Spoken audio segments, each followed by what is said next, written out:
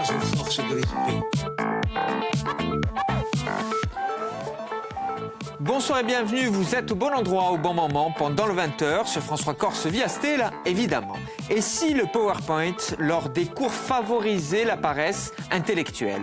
C'est en tout cas la cause du coup de gueule de Paul Ralph, un professeur à l'université d'Auckland qui milite contre son utilisation. Cet outil s'est insinué qu'il suffit d'un slide pour apprendre et que plonger la tête dans des dizaines d'articles n'a rien de nécessaire. Stop au PowerPoint pour réapprendre à penser, pour faire preuve de curiosité et surtout éviter toute forme d'uniformité. Les titres de votre 20h. Politique et médias, le grand affrontement, c'est le sujet de votre 20h avec Sébastien Pisagne et Jean-Louis Orlandetti.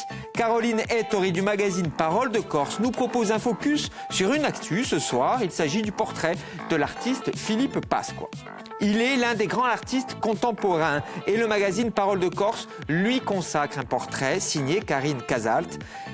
Caroline Ettori nous propose un focus sur l'artiste, l'immense, on peut le dire, Philippe Pasqua. Bonsoir ma chère Caro. Bonsoir. Je dis immense. Oui. On peut le dire. On peut le dire, comme ses œuvres d'ailleurs. Oui, c'est pour ça. La parabole, la comparaison est judicieuse. Alors focus donc sur Philippe Pasqua, artiste contemporain qui a fait des visages et des corps une identité artistique très très forte. Oui, et ce ne sont pas n'importe quel visage ni n'importe quel corps. Ce sont des images très violentes de chair tuméfiée, meurtrie, handicapée. Donc il y a ce contraste entre la violence des images et puis cette fragilité, cette marginalité aussi dans les œuvres de Philippe Pasqua. D'ailleurs, c'est pas étonnant quand on sait que ce qu'il a décidé à prendre les pinceaux, c'est un livre des œuvres de Francis Bacon. Donc voilà, on voit bien la filiation entre les deux œuvres. Alors, j'ai lu dans le papier de Karine Casalt que également son oncle, Charles Pasqua, était dans un coin de sa tête quand il peignait. En tout cas, c'était une des références. Oui, tout à fait. Alors, quand on voit ce qu'il fait et qu'on imagine Charles Pasqua, oui, alors, c'est effrayant. Effrayant, je ne sais pas, mais on fallait même plus loin. Il l'a pris évidemment en photo, il a fait son portrait et il est assez pudique sur cette relation, mais les deux hommes se voyaient régulièrement et ils allaient régulièrement dîner dans des établissements plutôt guindés. Alors, Philippe Pasqua, c'est des dreadlocks, c'est des t-shirts élimés. On voit quelques photos voilà. À l'image. Hein. Et photos donc, signées, Marianne Tessier.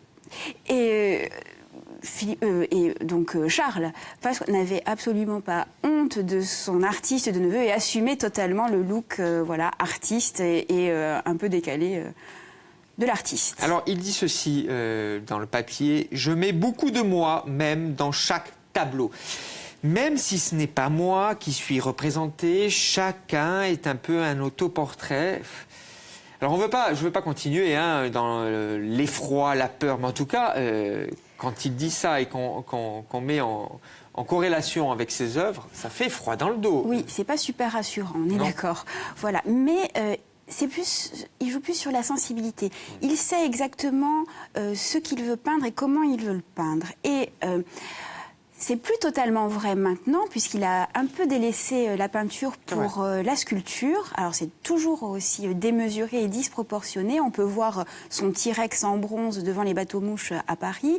Et là, il prépare une expo qui ouvrira, je crois, ses portes le 5 mai prochain au musée océanographique de Monaco. Il a préparé un requin absolument gigantesque en inox, voilà, pour parler également des fragilités, cette fois-ci, de l'environnement et des océans. Alors on le voit à l'image. Et je vais demander à Paul, notre réalisateur, et Marie-Paul, notre script, de nous proposer une de ses œuvres, en tout cas une photo d'une de ses œuvres, pour bien comprendre le gigantisme chez Philippe Pasqua. Oui, voilà, là ça fait 4 ou 5 mètres de haut et autant de large, je crois. Philippe Pasqua, dans Parole de Corse, qui sort dans quelques semaines. Dans une dizaine de jours. Dans une dizaine de jours. Et il sera également dans l'émission de Luc Mondologne, avec ou sans filtre, le samedi 25 mars. Dans quelques semaines, vous voyez, comme tout se rapproche, à 20h05 sur France 3 Corse, via Stella, sur notre chaîne, évidemment, avec ou sans filtre, et Luc Mondologne. Merci beaucoup, ma chère Caro. Merci à vous.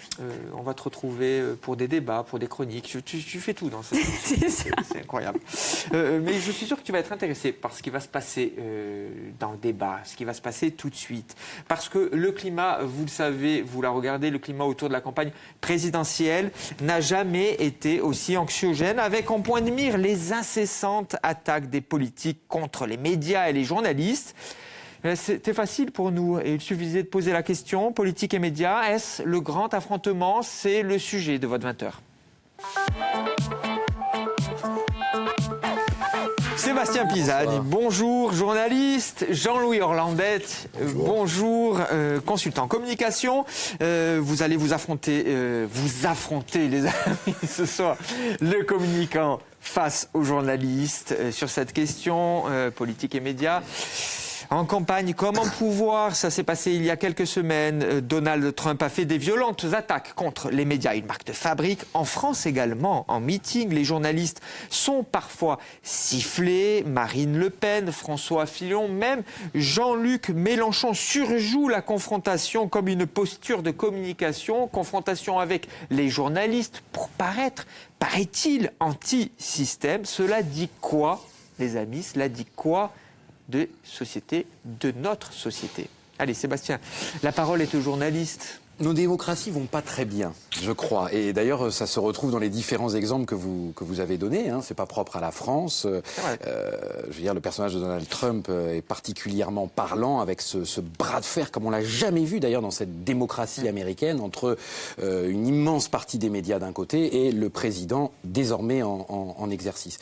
Nos démocraties vont pas bien. Alors évidemment, on va parler du journalisme, mais avant ça, je voulais quand même faire un petit passage sur le fait que, effectivement, dans les dernières attaques qu'on a entendues dans la bouche de certains de nos responsables politiques et de ces candidats, de ces gens qui vont peut-être demain exercer la fonction suprême à la tête de l'État, des attaques contre des éléments constitutifs de cette démocratie. Je crois que les médias, les journalistes en sont l'un des éléments. Mais il y a aussi les juges, la justice.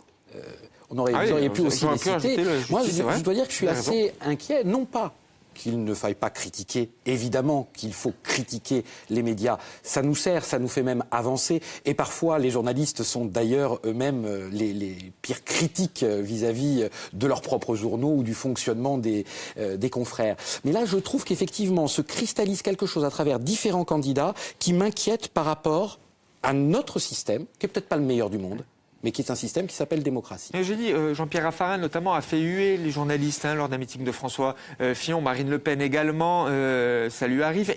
Mais par contre, Nicolas Dupont-Aignan, Nicolas Dupont-Aignan, lui, les a fait applaudir, les journalistes, à la fin d'un de ces meetings. Oui, notamment le 9 mars à la Maison de la Chimie à Paris. En fait, Jean-Louis, est-ce que le communicant, là, les journalistes, sont-ils devenus un véritable enjeu de cette campagne? Mais, les journalistes, non, mais ce que disait Sébastien, il a souligné, il y a aujourd'hui une posture en termes de positionnement, en termes de communication, voilà, il faut bien se positionner, tout simplement parce que c'est l'une des premières campagnes où le débat politique est aussi vide. Sur les programmes, sur le fond des choix de société proposés par les politiques, en dehors de Jean-Luc Mélenchon, qui essaye d'amener quand même une vision qui est la sienne. Oui, par l'hologramme. Là aussi, on est dans un coup de com'. Là, c'est un coup de... Non, mais c'est aussi... Moi, je parle du programme. Après, l'hologramme, c'est un coup de com'. L'hologramme. C'est magnifique, ça. Mais à côté de ça, c'est un effet miroir. Parce que d'un côté, les hommes politiques, pour masquer peut-être un vide ou un délabrement de la société politique telle qu'elle existe, s'en prennent aux journalistes. Et en même temps, côté presse, dans la grande presse dite nationale, etc., on voit très très peu d'articles sur le fond des programmes, très peu d'analyses, c'est très rare. Ça monte beaucoup au créneau sur les costumes de Fillon. Bientôt on va apprendre que Philippe Potou s'est fait payer un t-shirt à 12 €. Enfin, je veux dire, c'est vraiment un habillage. Et moi, j'ai l'impression de voir à travers les médias aujourd'hui un espèce de système téléviseur, je ne sais plus comment ça s'appelle, ces émissions de télé-réalité où on arrive et on voit toute la misère du monde. Et certains médias aujourd'hui focalisent là-dessus. Qui focalisent vraiment sur le petit détail sans rentrer dans le fond politique. Et ça fait en même temps le jeu des politiques. La faute des journalistes alors Non, mais je trouve qu'il y a un prisme et un effet loupe. On va prendre un exemple très concret. La dernière affaire en date, c'est l'affaire du costume de François Fillon. Voilà. Ça a été révélé dans le JDD, donc un dimanche. Ce jour-là, c'est dans les pages intérieures, je ne saurais plus vous dire, page 6, page 7.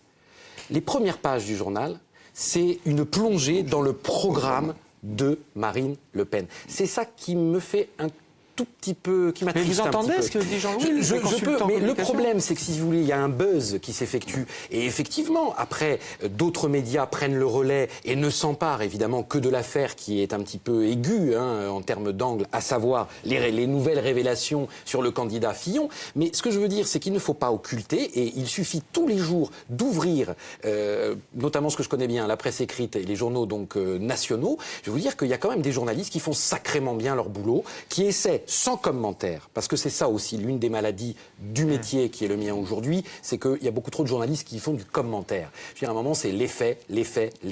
On essaie de rentrer dans un programme. Éventuellement, on va demander à un expert même de s'exprimer sur ce programme.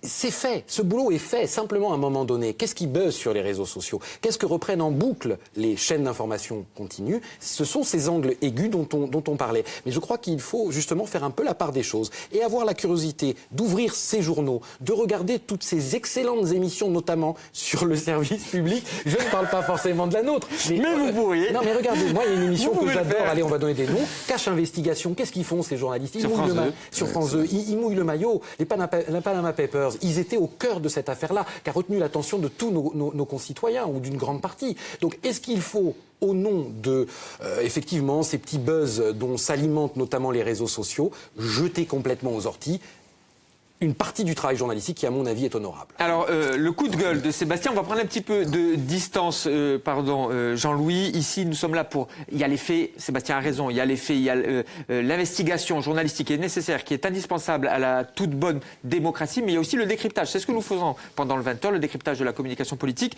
Jean-Louis, ces attaques répétées quand même, elles existent. Je l'ai dit, en meeting, on siffle des journalistes en meeting politique. Est-ce que c'est un segment? Est-ce que c'est une idée du marketing, un positionnement politique? Oui, c'est un positionnement politique en termes de communication. Je veux dire, vous le conseilleriez, vous? Ça masque un vide. Ça masque un vide. Non, c'est pas à conseiller parce qu'à l'arrivée, ce que soulignait Sébastien juste avant, c'est que la presse, les médias font partie de la vie démocratique d'un pays et nourrissent la vie démocratique d'un pays, comme la justice, comme tout ce type d'institutions. À partir du moment où on focalise dessus et où ça devient un adversaire, même factice, parce qu'on sait très bien qu'une fois les élections passées, les politiques vont avoir besoin des médias, donc ils vont courir après les médias. Mais en attendant, c'est un élément de communication pendant la campagne. Ils l'utilisent, ils s'en servent, soit pour apparaître comme des victimes, soit pour tenter d'apparaître comme étant hors système. Et là, il y a un vrai danger. C'est pour ça j'essaie de reprendre l'image du vide politique, parce que je pense qu'on est dans une société qui avance de plus en plus vers l'apparence. Et l'apparence aujourd'hui, c'est le buzz, c'est les costumes, c'est tous ces petits éléments-là qui sont du vide, mais qui servent justement aussi à masquer le vide politique. Mais tout de même, c'est alimenté par les politiques eux-mêmes. Oui. Il y a quelques années, 2012, un futur président de la République disait « Mon ennemi, c'est le monde de la finance ». Regardez ce que dit aujourd'hui François Fillon. « Ce n'est pas le tribunal médiatique qui me jugera ». Il a affirmé ceci lors de sa conférence de presse le lundi 6 février 2017. Ce n'est pas le tribunal médiatique qui me jugera. Je voudrais juste rappeler la première grande campagne contre les juges et en partie contre les médias, c'est en 92, l'affaire Urba. Urba, sagesse. Complètement. Bon, où là, c'était le PS qui était visé, et on a vu monter au créneau les responsables du PS, y compris pendant le Congrès, mais avec une violence, avec une attaque, une violence contre les juges. C'était Van Ruynbeck, je pense, à l'époque, et contre les médias. Donc, ça date pas vraiment d'aujourd'hui. Sauf que, entre-temps, entre 92 et aujourd'hui, il y a une déliquescence de la classe politique et du message politique et du contenu politique. Et le vrai problème, il est là. Donc il y a un choix délibéré Oui. Délibérée de la part Il y avait également Mitterrand, ne donne pas l'honneur aux chiens, à la suite. Non, mais c'est intéressant ce que dit Jean-Louis, parce que que c'est vrai que là, il y a une intensité particulière qui fait qu'on il faut la décrypter, cette intensité. Bien sûr. Alors, on va y aller. Mais simplement, ce qui est intéressant dans ce que dit Jean-Louis, c'est que c'est pas tout à fait nouveau, hein, cette forme de stratégie qui consiste à s'appuyer sur la presse ou sur les juges pour faire passer un message. Moi, je crois que c'est un élément assez simple, parce que finalement, il y a deux professions qui sont particulièrement, si ce n'est honnie, en tout cas avec laquelle les Français ont exprimé certaines distances, c'est les politiques et les journalistes. Les journalistes. C'est une façon assez commode, puisque tous nos politiques l'ont bien compris. Et puis vous savez que les candidats français regardent toujours ce qui se passe outre-Atlantique et ont suivi très attentivement la campagne de Donald Trump. C'est une manière finalement assez pratique de apparaître comme anti-système, puisque les médias sont censés l'être. Ah, ce fameux mot de système. Ça fait rigoler, parce que regardez-les tous.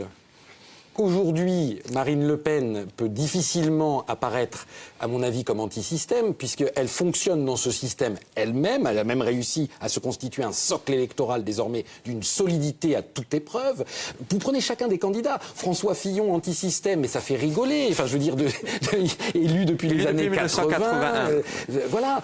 Et je suis désolé. Macron, anti-système, bon, bah oui, alors lui, il n'est pas passé par la case élection, etc. Vous les prenez les uns après les autres, jusqu'à Mélenchon. Il ne peut pas, aujourd'hui, bien sûr qu'il a le positionnement qu'on lui connaît, mais ministre du gouvernement socialiste de Lionel Jospin, évidemment. Donc je crois qu'il y a une façon un petit peu commode, effectivement, d'utiliser les journalistes pour apparaître d'autant plus anti-système, ce beau panache. Alors, dans cette obsession des politiques de s'opposer à un média, un mot revient, vous l'avez dit, c'est système. Le mot système, de quoi ce mot est-il le nom? Je vous promets, on va faire un débat la prochaine fois sur ce terme-là. Ça va pas être évident. Et oui, dans un récent article du journal Le Monde, voilà ce qui est mentionné. Dans un paysage politique incertain, marqué par le rejet des gouvernants, grande est la tentation de s'afficher en candidat hors système, c'est ce que vous disiez Sébastien, voire anti-système, avec comme figure imposée de cette stratégie une nécessaire confrontation médias, journalistes.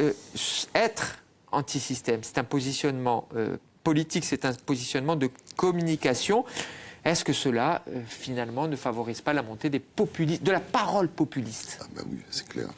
C'est clair, depuis, en s'appuyant sur ce type de positionnement, on n'a jamais vu se libérer autant, vous dites la parole populiste, bon, en étant soft. En étant gentil. Mais je veux dire, on n'a jamais vu se libérer autant les paroles racistes et carrément néofascistes. Quand on entend certains discours, ça fait froid dans le dos parfois. Et là, il y a une vraie responsabilité. Il y a une responsabilité, en premier lieu, de la société en son ensemble. Il y a une responsabilité politique, ça au premier chef. Il y a en partie aussi une responsabilité des médias. Alors quand je parle des médias, c'est vrai que la presse écrite a une place un petit peu particulière parce qu'elle répond à d'autres critères. Il y a une expérience, il y a une vie de la presse écrite depuis très très très longtemps où il y a des pratiques qui existent et qui sont quand même maintenues, qui maintiennent un socle de rigueur. C'est-à-dire des pratiques plus d'enquête, plus le temps de l'enquête. Il y a le temps de l'enquête, il y a quand même une rigueur par rapport aux faits, etc. Après, plus on va vers de nouveaux médias, il y a des chaînes de télévision. Les réseaux sociaux notamment. Les réseaux sociaux, là, c'est le top. On arrive au summum où tout et n'importe quoi peut être dit. Et moi, j'ai fait l'expérience il y a pas longtemps sur une nouvelle fausse, totalement fausse, inventée. Fake news, comme on dit aujourd'hui. Voilà. Je regardais les commentaires complètement hallucinants et en expliquant ensuite dans les commentaires que cette nouvelle était fausse, ça n'a rien changé. Les commentaires ont continué. Non. Donc, la logique de complot est la plus forte. Vous êtes balayé. Il y a le vrai danger, il est là aujourd'hui, c'est que pour des raisons d'absence de vie politique, de déliquescence de structures politiques, il y a la montée de choix de communication qui portent des dangers terribles. Et ça, je pense que on le perçoit encore mal, mais je suis mal placé pour en parler, mais la communication est en train de remplacer totalement le politique. La communication remplace le politique et la frontière est entre communication et information. C'est essentiel de décrypter aussi ces discours-là. C'est le job, ce sont nos jobs ici, notamment chaîne de service public, d'essayer de décrypter ceci. Un communicant, un journaliste qui se donne main main dans la main dans cette émission. Oui, je vous en prie, Jean-Louis, mais je voudrais évoquer la Corse. Un tout petit point, voilà, un tout petit point très très vite. J'ai aussi essayé de regarder au niveau de la France, au cas de l'Hexagone, voir les groupes de presse, quels étaient les principaux actionnaires, les principaux... Bon là, ça va de Bettencourt à Lagardère en passant. On est quand même dans un problème de concentration de la presse aujourd'hui. Concentration des médias, voilà. Pardon Jean-Louis, mais par contre, excusez-moi, mais Sébastien peut en témoigner également. Je peux en témoigner, j'ai travaillé dans des groupes de presse également qui étaient dirigés par des groupes industriels. Je pense au Point notamment. Mais correspondant pour le Point, mais notamment, Jean-Louis, les journalistes sont libres, les rédactions sont libres. Enfin, je n'ai jamais vécu ça, Sébastien. Non, c'est dur à imaginer vu de l'extérieur parce qu'on imagine des actionnaires hyper présents. Il n'y a pas de fantasme, mais je me rappelle quand même d'un exemple avec Nicolas Sarkozy. Et Paris Match, notamment. Paris Match, l'Express aussi. On est d'accord. Et juste, revenant à la Corse, si vous le voulez bien, c'est important. Cette question fondamentale des rapports entre communicants et journalistes, est-ce que vous avez en mémoire... comme il se passe actuellement, des moments où les journalistes ont été fortement conspués par les élus insulaires. Où il y a toujours eu ce respect, dû peut-être à la proximité, d'ailleurs. Ça a peut-être du bon, parfois, finalement, la proximité. Oui, alors peut-être que je manque de mémoire, mais là, comme ça, d'éléments vraiment hyper saillants. Non, je crois pas. Alors après, attention, ça n'empêche pas qu'il y a des tensions, par moment, entre les organes de presse et les politiques. Mais je crois qu'effectivement, on a toujours réussi, plus ou moins, à trouver un mode de fonctionnement qui... on n'a pas rencontré encore d'une personnalité politique qui a assis sa démarche électorale contre les médias. Contre les médias, non. Ici, disons que c'est beaucoup plus difficile chez nous, parce qu'il y a, ce que vous soulignez, il y a une proximité, il y a une connaissance.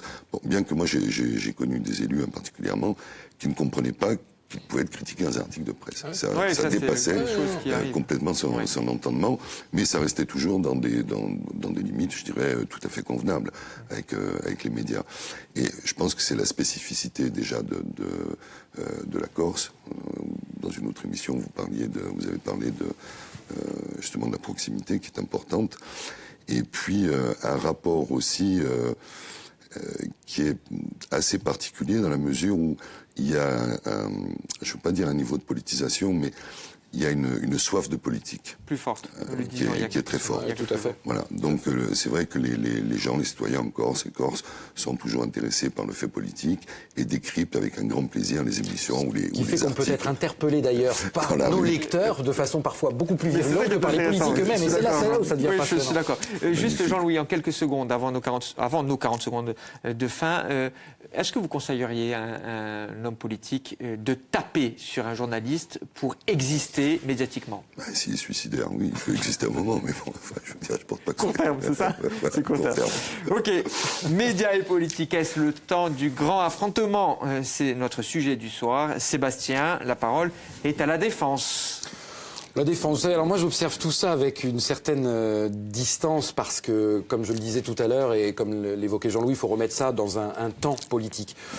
C'est pas tout à fait nouveau, cette façon de fonctionner. Ça prend une intensité particulière en ce moment. Moi, en tout cas, il y a une chose de certaine, c'est que c'est vrai que j'observe ça avec une certaine distance, mais tout à l'heure, vous avez senti que mon ton a commencé à monter parce que j'ai l'impression parfois qu'on réduit le travail journalistique à quelques éléments qui font le buzz. Et je voudrais vraiment inciter ceux qui nous écoutent à ouvrir ces quotidiens nationaux, notamment, ou à regarder certaines émissions, et je sais qu'ils le font, pour se rendre compte que voilà, il y a des journalistes qui font avancer nos démocraties. C'est pas des chevaliers blancs pour autant, mais attention à ce qui se joue en ce moment, qui est partagé par trop de candidats aujourd'hui à cette élection présidentielle, qui consiste à taper sur quelques éléments importants, je crois, de nos systèmes démocratiques. Et j'en reviens notamment à la justice. Bien sûr qu'il y a les médias, et tant mieux qu'on soit critiqué de temps en temps. Ça nous permet de nous remettre des fois en cause. Mais là, ce qui se joue notamment autour de la justice m'inquiète davantage. Ça a une odeur qui peut rappeler certaines époques assez angoissantes. Un peu funeste. Le communicant, Jean-Louis Orlandetti, médias et politique, même question, est-ce le temps du grand affrontement? Le temps du grand... Enfin, il y a un point qu'a soulevé Sébastien et qui est intéressant. Il y a effectivement des médias, des journalistes qui font leur travail de fond, qui enquêtent, qui font des articles sur les programmes. La question qu'il faut se poser, c'est pourquoi les gens et l'opinion publique ne retiennent pas cela en priorité. Parce qu'aujourd'hui, le travail médiatique, il échappe à ce type de production. Il existe à travers les réseaux sociaux, il existe sur les mini-chaînes télé, sur tout un tas d'outils qui permettent de propager des rumeurs plus que de l'information et qui sont des outils de communication. Et là, je crois qu'il y a un vrai danger, je rejoins Sébastien, c'est que cet état de la société montre qu'on s'avance de plus en plus vers une société où le mensonge et la rumeur deviennent des outils de propagande. Nous reviendrons sur les fake news, sur les mensonges, outils de propagande dans une prochaine émission, dans une prochaine problématique. Merci beaucoup à vous deux d'avoir débattu sur ce sujet. Nous avons essayé de décrypter cette relation difficile, parfois ambiguë, mais toujours passionnante entre les journalistes et les politiques. Merci de nous avoir suivis. Je vous dis à demain, même lieu, même heure. Ça se passe pendant le 20h.